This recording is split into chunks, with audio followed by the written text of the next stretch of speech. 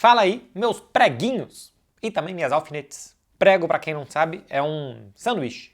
Aqui em Portugal, de carne com pãozinho. De vez em quando ainda coloca um queijo. E alfinete é alfinete, aqui em Portugal. Meu povo, vamos lá. Vou falar da vitória do Real Madrid sobre o Napoli e também da vitória da Inter de Milão sobre o Benfica. Os dois jogos que eu vi com mais atenção. Dei uma passada de olho no Bayern de Munique contra o Copenhagen rapidamente. Muita dificuldade do Bayern de Munique para defender, né? Tomou um gol, podia ter tomado o 2-1, depois podia ter tomado 2-2, acabou conseguindo vencer o jogo, mas olhei com mais atenção o Real Madrid e também a Inter de Milão. Sobre Real Madrid e Napoli. Primeiros bons minutos do Real Madrid, começa no ataque, o Napoli com uma postura muito diferente da temporada anterior, começa o jogo e não quer sufocar o adversário, mas praticamente deixa campo para o Real Madrid atacar nos primeiros 15 minutos, né? Tem uma chance o Real Madrid com o Rodrigo, mas é um time pouco criativo em alguns momentos. O Real Madrid sai na frente o Napoli depois de um bate-rebate na área, uma saída do Kepa, né? E a bola sobra para o zagueiro do Napoli fazer 1-0. E depois disso começa a aparecer o que é o Real Madrid nesta temporada, sobretudo, que é Bellingham. Boa parte do time é Bellingham. Eu tinha falado no Café com Beckler dessa semana, na segunda-feira, que o Bellingham contra o Girona é um Bellingham mais real do que aquele que faz gol dentro da pequena área nos acréscimos do segundo tempo. Por quê? Porque aquele gol de oportunismo até pode fazer um meio-campista, é muito estranho e diferente, inusitado que um meio-campista faça gol daquele jeito em vários jogos consecutivos, mas é mais normal ver o Bellingham que arma jogo contra o Girona, que até aparece na área para finalizar, mas que vem de uma segunda linha, e a mesma coisa contra o Napoli, recuperando a bola no primeiro gol, conduzindo bem, passando para o Rodrigo e depois entrando na área para fazer o Vinícius, no primeiro gol, e depois entrando na área para fazer o 2-1. É isso que a gente viu o Bellingham fazer mais na carreira, é isso que ele faz muito bem, e cara, e é isso, ele começa fazendo as maravilhas no Real Madrid. Poucos times teriam a capacidade, se não fosse o Real Madrid, de sair atrás do Napoli no Diego Armando Maradona, né, em Nápoles, e logo no primeiro tempo dar a volta no marcador em menos de 10 minutos, o Real Madrid já estava vencendo por 2-1. Porque tem capacidade de morder muito, que o Bellingham dá, tem capacidade depois de armar jogadas muito rapidamente em contragolpe, como faz um Bellingham, e também de conduzir e entrar na área. É um jogador que dá muitas coisas ao Real Madrid, ainda pode dar essa faceta de centroavante no final das partidas, como foi algumas vezes, mas ele transforma o jogo muito nessas duas jogadas, na assistência, na roubada e assistência para o Vinícius no primeiro e no segundo gol do jogo. Depois disso muda a postura o Napoli, aí acho que tenta sufocar muito mais o Real Madrid e tem dificuldade o Real Madrid de sair, né? No primeiro tempo já tem uma grande defesa do Kepa, no segundo tempo o pênalti do Nacho, que aliás tem uma semana muito infeliz, né? O que o Nacho faz com o Porto, jogador do Girona, é lamentável, aquela entrada que ele deu, foi expulso, pegou 3 jogos e machucou o jogador adversário. E depois o pênalti é muito azarado, ele vai com as mãos para cima, a bola até toca antes nele, mas a mão dele já está numa posição completamente que um acidente pode acontecer e a bola toca, e acho que é um pênalti bem marcado contra o Real Madrid, que o Zielinski converte muito bem. O Napoli tem, a partir daí, acho que um jogo bem melhor do que o Real Madrid, com mais volume. A partir daí não, mas acho que desde o 2-1 do Real Madrid o Napoli passa a ter mais volume, e acho que o que o Real Madrid quer fazer é esperar para, mais uma vez, roubar, correr e fazer mais gols. O problema é que não sai toda hora, não é toda hora que você vai conseguir roubar, não é toda hora que você vai conseguir correr bem. Eu acho que funcionou o esquema com 4 meio-campistas e Rodrigo e Vinícius mais soltos, para não serem referências, com Valverde correndo muito pela direita, com pela esquerda mais o Vinícius correndo, né, mais aberto a ponta e não tão fechado por dentro, e aí o Rodrigo sendo esse que estava funcionando um pouco mais fechado. Não tem sido uma grande temporada do Rodrigo ainda, tá demorando um pouco mais para ter o desempenho que ele teve nas duas últimas, que foram bastante boas, essa ainda não é. E o Napoli cresce, pressiona o Real Madrid, joga dentro da área, até que um chutaço do Valverde de fora da área, com bastante sorte, né? Porque a bola primeiro desvia, sai do goleiro, depois bate nas costas do goleiro, depois de tocar na trave e entra. Tem sorte 2 ou 3 vezes no lance o Real Madrid, mas é um belo chute do Valverde, faz o 3-2 e mais pressão e pressão e pressão do Napoli, e o Real Madrid consegue sobreviver. Eu imagino que o que queira fazer o Real Madrid na temporada é mais ou menos o que fez contra o Napoli, mas se defendendo melhor. Que queira esperar, que queira roubar, que queira atacar com espaço. O Real Madrid eu acho que gosta muito mais de atacar com espaço do que quando o adversário se fecha e ele tem que procurar com paciência como entrar ali. Então acho que é isso que quer fazer, mas sem sofrer 2 gols e o apavoro que sofreu do Napoli no final. Então acho que foi um jogo meio completo do Real Madrid.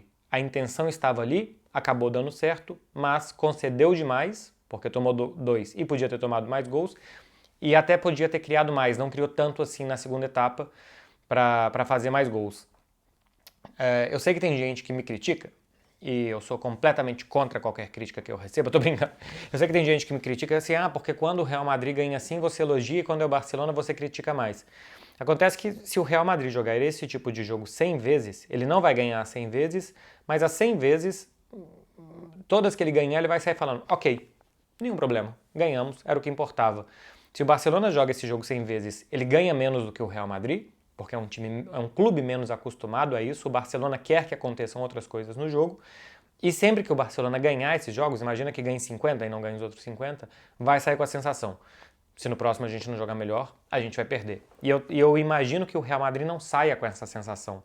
Então por isso que eu acho que é 2 pesos e 2 medidas mesmo.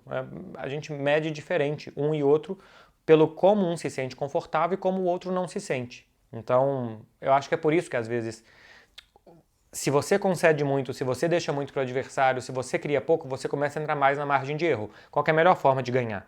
Você cria muito, seu adversário cria pouco.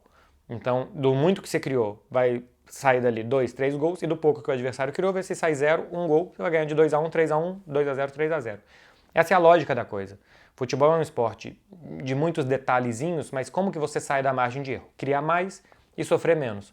O Real Madrid, por característica histórica do clube e também por esse time, pela qualidade individual dos jogadores, eu acho que tem na mentalidade deles o seguinte: se a gente não criar tanto assim, pela nossa qualidade, alguns gols nós vamos fazer pela qualidade dos jogadores. E se os adversários, mesmo que tenham muito volume, se eles não tiverem muitas chances claras, a gente vai conseguir se defender. Então eu acho que existe uma mentalidade diferente, uma história diferente de forma de jogar, de encarar os jogos dos clubes, que sim, acho que torna a análise diferente também. Mas sim, o Real Madrid tem que jogar melhor. Ainda precisa jogar melhor, ganhar do Napoli em Nápoles com toda essa pressão. Eu acho que é muito elogiável mesmo para qualquer um que ganha lá de qualquer jeito. O Valverde mesmo dizia depois do jogo que é preciso jogar melhor, que o Real Madrid tem time para jogar mais bola do que jogou até aqui na temporada. Acho que o jogo contra o Girona é bastante bom e os outros jogos não são completos do Real Madrid, não são jogos redondos. São jogos que mostram boas coisas, coisas que o time quer fazer, mas que ou ainda concede demais ou ainda cria de menos, caindo muito nessa margem de erro, que a bola bate na trave nas costas do goleiro e entra, e você ganha o jogo. Ganhou um jogo assim na Champions e o outro num rebote aos 50 do segundo tempo contra o União Berlim. Tem uma musiquinha bastante pejorativa na Espanha que é así gané el Madrid, que normalmente é para falar de erros de arbitragem e tal. Mas também com essas sortes aqui e ali, o Real Madrid também ganha seus jogos. Essa luz que mudou aqui para vocês é simplesmente o tablet, porque eu vou abrir agora para falar de Inter e Benfica, e eu vou falar do jogo, mas antes eu vou começar pela estatística, porque ela vai basicamente dizer o que foi o jogo.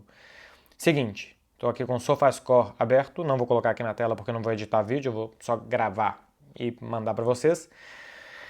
Estatística do jogo. Posse de bola, o Benfica até teve mais, 53% a 47%, 21 chutes da Inter, 6 do Benfica, no alvo 8-3, nem chutou tanto no alvo assim a Inter, para fora 8 da Inter, 1 do Benfica, interceptados 5 da Inter, 2 do Benfica, escanteios equilibrados também, 6-5. Se a gente pega as estatísticas do primeiro tempo, para vocês verem como o primeiro e o segundo tempo foram diferentes, a Inter tinha chutado 5 e o Benfica 3. 2 no alvo de cada lado. 5-3 finalizações, guardem isso. Estatísticas do segundo tempo. 16 chutes da Inter, 3 do Benfica. No alvo, 6-1. Cara, foi um apavoro da Inter para cima do Benfica no segundo tempo do jogo. O primeiro tempo, acho que era um jogo muito franco, muito aberto. O Benfica tentava atacar a Inter e até conseguia espaços, mas quando a Inter roubava, tiveram 2 ou 3 cavalgadas do Marcos Thuram empurrando a defesa do Benfica para trás. E com a Inter chegando com muito perigo, fazendo isso muito bem. Só que era um jogo franco. No segundo tempo, o que aconteceu? A Inter continuou atacando, mas se precavia muito melhor as subidas do Benfica. Conseguia diminuir bem as saídas do Benfica e contra-atacar. Tanto que o gol da Inter sai no contra-ataque, numa bola que tem espaço para correr do Dumfries para tocar para o Marcos Thuram. numa jogada muito boa da Inter, de dois jogadores que vêm muito bem na temporada. Começam muito bem Marcos Thuram, Dumfries, Lautaro Martinez também, Barella fez muito bom jogo. A Inter, que a gente viu na temporada passada, a capacidade de anular os adversários, de fazer jogos duros, de amarrar os jogos, que começou essa temporada na Itália com 6 vitórias em 7 jogos e que teve um invento que eu não entendi até hoje o que o Inzaghi fez na partida contra a Real Sociedad, né, que tirou meio time para colocar reservas, para fazer rotações, num jogo muito difícil contra a Real Sociedad.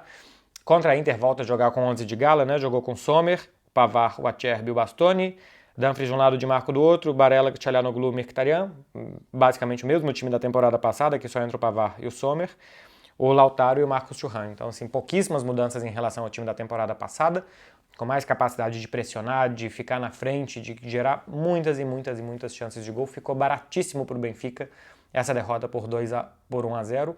Olho, e aqui, assim, sobre o jogo era basicamente isso, para falar de atuações individuais, de Dumfries, de muita gente, porque o segundo tempo foi muito bom. Do Di Marco, tá jogando muito bem o Di Marcos. O Marcos Thuram tem coisas de Lukaku, capacidade de correr, de arrancar, de chegar bem na área também para finalizar, de se entender como um 9 que joga com o segundo atacante. Nem sempre é fácil ser um 9 que joga com o segundo atacante, porque você não vai jogar sempre centralizado, você tem que jogar um pouco mais entre lateral e zagueiro.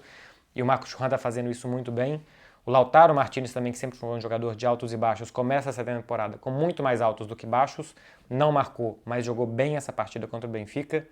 Enfim, tirando o jogo franco demais no primeiro tempo, o segundo tempo é o que eu estava falando do jogo contra o Real Madrid.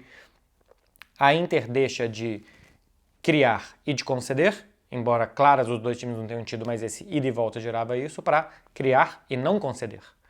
Então, você sai um pouco de uma margem de erro muito ajustada e o normal era até que, pelo tanto que criou a Inter, estou falando aqui de, cadê as estatísticas? Segundo tempo, de 16 chutes a 3, o normal era até que marcasse mais de um gol, que a Inter fizesse mais de um gol, teve gol anulado, teve bola tirada em cima da linha, teve bola na trave, foi um apavoro, saiu barato.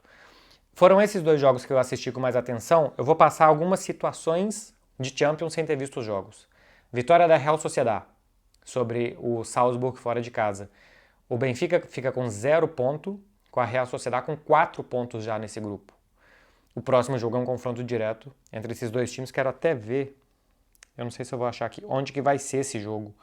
Porque nessa rodada os dois jogaram fora de casa e na primeira os dois jogaram em casa. Onde que eu vou achar aqui? Jogos do Benfica. Bom, enfim, não sei se eu vou achar isso aqui agora fácil assim. Fácil assim, deixa eu ver. Deixa eu ver, vocês me desculpem aí qualquer coisa, tá demorando para chegar. Acho que eu tô indo mais para trás e não mais para frente, é que eu já tô lá em fevereiro. Próximo jogo é Benfica e Real Sociedad em Lisboa. Cara, se o Benfica perde, acabou praticamente, né? Se a Real Sociedad vier aqui a Portugal e ganhar do Benfica, abre 7 pontos contra 0, com 9 por jogar, praticamente acabou. Então, assim, a temporada do Benfica na Champions tá completamente um jogo, e a Real Sociedad, se vier aqui empatar, é um excelente resultado também, porque ela mantém 4 pontos diferente depois, com mais 9 por jogar. Ficou muito ruim a coisa pro Benfica, tá? Porque perdeu um jogo que era normal perder contra a Inter, mas perdeu um que não era normal perder contra o Salzburg. E a Real Sociedad ainda um respiro, porque devia ter ganhado da Inter pelo que jogou naquela partida de 15 dias atrás, 20 dias atrás mais ou menos, na Espanha. Outras situações aqui, deixa eu abrir de novo aqui os jogos da Champions para mostrar para vocês algumas outras coisas desse dia importante. Tropeço do Arsenal, completamente inesperado contra o Lens. Não vi nada do jogo, mas jogou quase completinho o Arsenal, né? Jogou com seus principais jogadores e perdeu do Lens. E o Sevilla não conseguiu vencer, tomou um gol 50 do segundo tempo. Chama muita atenção a situação do Manchester United, que perdeu em casa do Galatasaray de virada, que não vai ter o Casemiro no próximo jogo porque foi expulso.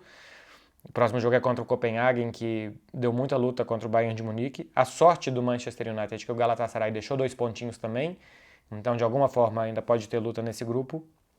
E o Union Berlim, que tomou gol do Real Madrid nos acréscimos do segundo tempo, que sai vencendo, jogando na Alemanha 2-0, e que toma a virada do Braga. Jogar a Champions pela primeira vez é muito complicado. Falta de experiência, não sei se nervosismo dos jogadores, falta um pouco de cancha mesmo para muitos ali, né? Contrataram alguns jogadores experientes como Bonucci, Gosens, até o Voland, que já jogaram essa competição, o Bonucci 1 milhão de vezes. para dar um pouco de casca para esse time, mas não é fácil, não jogaram na sua casa, é um time que normalmente não concede tantos gols na Alemanha, embora essa temporada mais que na última, e tomou 3 do Braga jogando na Alemanha, enfim, não é fácil jogar Champions. É isso aqui, meu povo.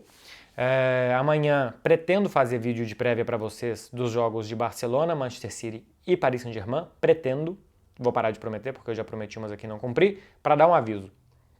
Não fiz o vídeo sobre a situação financeira do Barcelona, porque o Barça não divulgou ainda todos os dados. Já saiu quanto que o Barcelona arrecadou, quanto que arrecadou em estádio e tal, mas, por exemplo, as despesas que passam de 1 bilhão de euros ainda não saiu deglossada ali, não saiu ainda ponto por ponto essas despesas. Isso tem que sair agora em outubro ainda, porque acho que no dia 22 de outubro, se eu não estou muito enganado, tem a Assembleia de Sócios. Então o Barcelona precisa mostrar as contas para os sócios para eles aprovarem, então eles divulgam assim uma semana, 15 dias antes. Então já a gente vai ter isso, eu vou fazer com mais calma. E talvez vídeo de prévia amanhã. Depende da hora que eu acordar, sinceramente. Aqui já são quase meia-noite e, enfim, a hora que eu acordar e tal, se eu tiver tempo eu vou fazer para vocês. Um último recado, assinem HBO Max, o jogo do Barcelona amanhã é exclusivo TNT e HBO Max. Mas tem Paris Saint-Germain, tem Manchester City. A HBO Max é uma plataforma que veio para ficar mesmo. Assim, é muito importante para que vocês assistam os jogos de Champions e não corram risco de depender só da televisão. Que tenham. É uma boa plataforma que funciona, que tem outros conteúdos muito bons. Então é uma dica realmente que eu dou para vocês. Entre aí HBO Max para assinar e para serem felizes e terem todos os jogos da Liga dos Campeões. Além do que vocês podem não ver o ao vivo, mas podem pegar o jogo depois para assistir e tal. É uma boa plataforma para vocês, é a dica que eu dou. Agora é isso mesmo, juizinho, até amanhã, bom jogo entre Porto e Barcelona, espero que vocês se divirtam e eu também. Tchau, meu povo, valeu, beijo.